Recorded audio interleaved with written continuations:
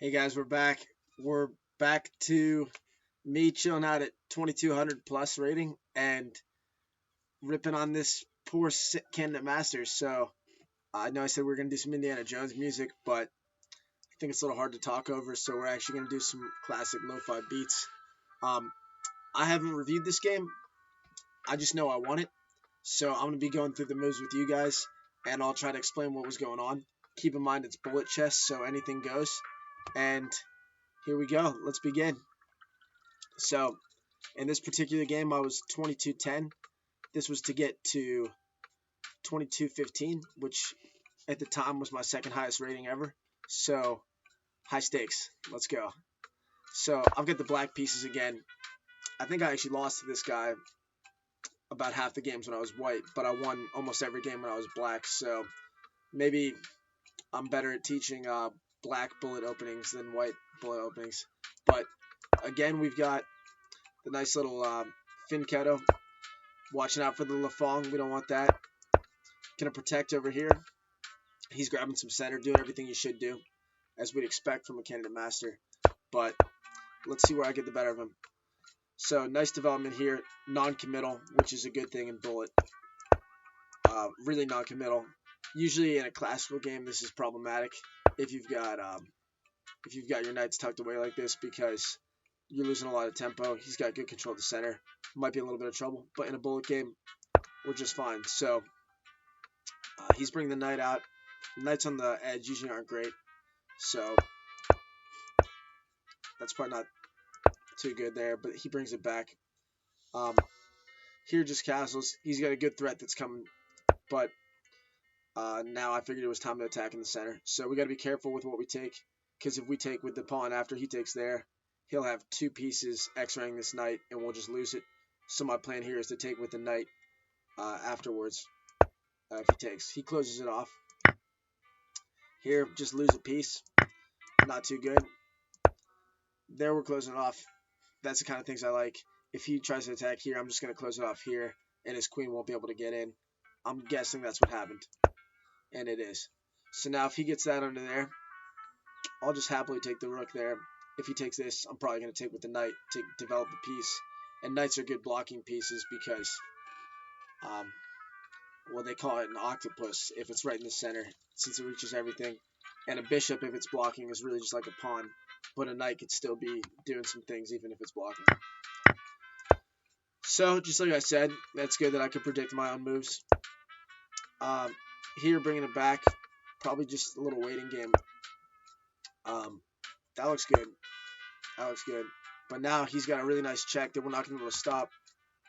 Let's see how I handle it. I don't really know. So he's still going to get that check. Here, I'm probably just going to bring the king up. And despite all these attackers, he's really got nothing still, which is great. The bishop, I'm happy to trade off. He has to take something, either this or this, because he can only move on this line aside from taking there. If I were him, I would probably take the knight. It's a little more forcing, and it gets rid of a blocker. So let's see if he does that. He did not, and that's probably why he lost. So I'm going to take there. Here, just trading off some more material. I think I was up on the clock, so if you're up on the clock, but you're losing a lot, you want to keep your material on the board. But if the time's dwindling down, you just want to make sure you're not getting checkmated. That's my cat Stella again. He wants to see how I won this game. So just trading some stuff off here. He's still got nothing. He's probably going to come and just force the trade. But if he does that, my guess is I would bring the rook over just so I can keep... yeah, I do it right now. So there, he's just not forcing anything. And this was a little risky because if I go queen there, he brings queen in, and he's going to force the queen trade. So I don't really like that move. If anything, maybe going up here so he has to see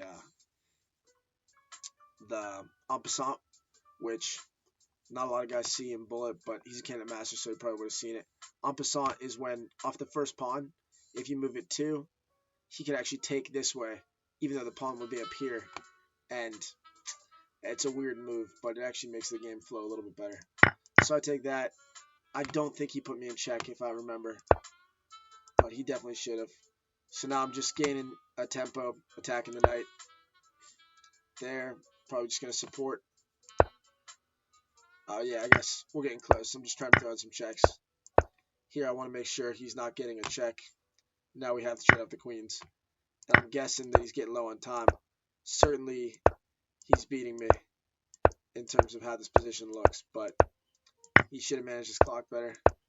This looks really bad. Knight there actually looks almost mate-ish. But yeah, I guess he's got nothing. Here would have been a better move because it would have guaranteed me material. If we go back, if I went here, then even if he throws me in check, I'm taking that. So, it's a bullet game. I had maybe 7 seconds and I'm playing on my phone. But there we go, just taking some material, and that's it. He runs out of time. So, yeah, it's another thing. I play on my phone. I don't like playing on chess.com on my phone because you can't pre-move infinite moves, but you can if you're on your computer. So that's a huge advantage that computer players have over me. But if you're on Lichess, I think the most you can pre-move is 2 moves, regardless of whether you're playing on computer or your phone. So I know if I lose on time, it's just because the other guy's faster. And sometimes I'll bring in 2 fingers. I'm swiping like this. But yeah, Twitter fingers turn to trigger fingers when it comes to bullet chess. And here's another game where I beat this poor candidate master. So next video, I think I'll be showing you a different candidate master that I beat to get to my highest rating ever, which is 22-22.